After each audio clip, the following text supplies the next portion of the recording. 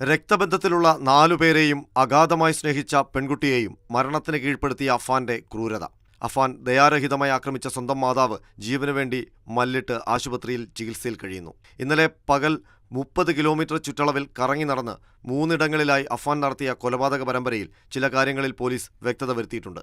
അഫാൻ ഈ കൊലപാതകങ്ങളെല്ലാം ഒറ്റയ്ക്കാണ് ചെയ്തതെന്ന് പോലീസ് സ്ഥിരീകരിക്കുന്നു. ഇയാൾ ഓരോ സ്ഥലങ്ങളിലുമെത്തിയ CCTV ദൃശ്യങ്ങൾ പോലീസ് ശേഖരിച്ചു.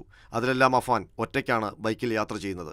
പാങ്ങോട് ഉമ്മുമ്മ സൽമാ ബീവിയുടെ വീട്ടിൽ ഉച്ചയോടെ അഫാൻ ബൈക്കിലെത്തുന്ന ദൃശ്യങ്ങൾ മാതൃഭൂമി ന്യൂസിന് ലഭിച്ചു.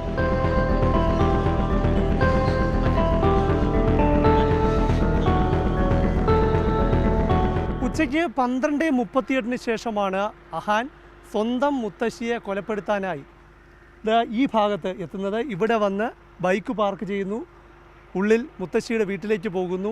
7 മിനിറ്റ് സമയം കൊണ്ട് ഒരു പ്രൊഫഷണൽ കില്ലറെ പോലെ കൊലപാതകം നടത്തി പുറത്തേക്ക് വരുന്നു. സൽമാ ബീവിയെ കൊന്ന ശേഷം അഫാൻ മടങ്ങുന്ന ദൃശ്യവും മാതൃഭൂമി ന്യൂസ് പുറത്തുവിട്ടു.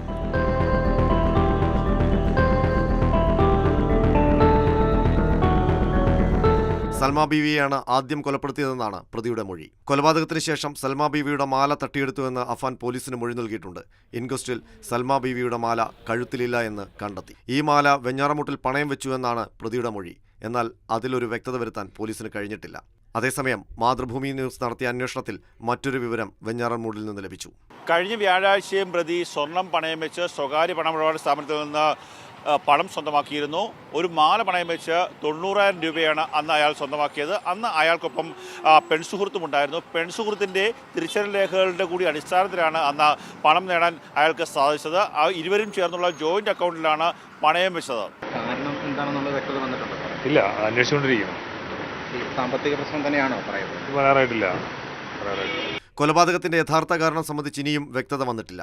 പിതാവിന്റെ സാമ്പത്തിക ബുദ്ധിമുട്ടിൽ ബന്ധുക്കൾ സഹായിക്കാത്തതിന്റെ പ്രതികാരം എന്ന പ്രതിയുടെ മൊഴി പൂർണ്ണമായും പോലീസ് വിശ്വസിച്ചിട്ടില്ല. അഫാന്റെ സ്വന്തം നിലയിലുള്ള സാമ്പത്തിക ഇടപാടുകളും പോലീസ് അന്വേഷിക്കുന്നുണ്ട്. ഇയാൾ മയക്കുമരുന്നിന് അടിമയാണെന്ന വിവരവും പോലീസിന് ലഭിച്ചു. എന്നാൽ മൊഴിയിൽ ഇക്കാര്യം അഫാൻ നിഷേധിക്കുകയാണ്. കൊലപാതകത്തിന് ഉപയോഗിച്ച ചുറ്റിക വാങ്ങിയ കട സംബന്ധിച്ച് അഫാൻ പോലീസിന് വിവരം നൽകിയിട്ടുണ്ട്. എന്നാൽ കടയുടമ ഇത് നിഷേധിച്ചു.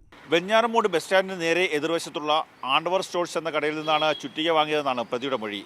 അക്കാര്യം സ്ഥിരീകരിക്കാൻ ഞങ്ങൾ ആ കടയിലെത്തി. ഇല്ല, വാങ്ങിയിട്ടില്ല, വന്നതായിട്ട് ഓർമ്മയില്ലല്ലോ. പിന്നെ എങ്ങനെ വാങ്ങുന്നു പറയുന്നത്? പക്ഷേ പോലീസിന് കൊടുത്ത മൊഴി ഇവിടെ നിന്ന് ചുറ്റിക. അതിപ്പോ എനിക്ക് എങ്ങനെ അറിയാം? ചികിത്സയിൽ കഴിയുന്ന അഫാനെ കസ്റ്റഡിയിലെടുത്ത് ചോദ്യം ചെയ്യാനുള്ള തയ്യാറെടുപ്പിലാണ് പോലീസ്. നാടിനെ നടുക്കിയ കൂട്ടക്കൊലയിലെ പ്രതി അഫ്സാൻ തിരുവനന്തപുരം മെഡിക്കൽ കോളേജിൽ വിഷമുള്ളിൽ ചെന്ന് ചികിത്സയിലാണ്. നിലവിൽ കാര്യമായ ആരോഗ്യ പ്രശ്നങ്ങളില്ല. തുടർ ചികിത്സയ്ക്ക് മെഡിക്കൽ ബോർഡ് രൂപീകരിച്ചിട്ടുണ്ട്. പോലീസിന്റെ മൊഴിയെടുപ്പും തുടരുകയാണ്. ആരോഗ്യസ്ഥിതിയിൽ പ്രശ്നമില്ല എന്ന റിപ്പോർട്ട് മെഡിക്കൽ ബോർഡ് നൽകിയാൽ ഉടൻ പ്രതിയെ കസ്റ്റഡിയിലെടുത്ത് ചോദ്യം ചെയ്യാനാണ് അന്വേഷണ സംഘത്തിൻ്റെ തീരുമാനം. ഇതോടെ കേസിൻ്റെ ചുരുളഴിയുമെന്നാണ് പ്രതീക്ഷിക്കുന്നത്. Team Mathrubhumi news, Thiruvananthapuram.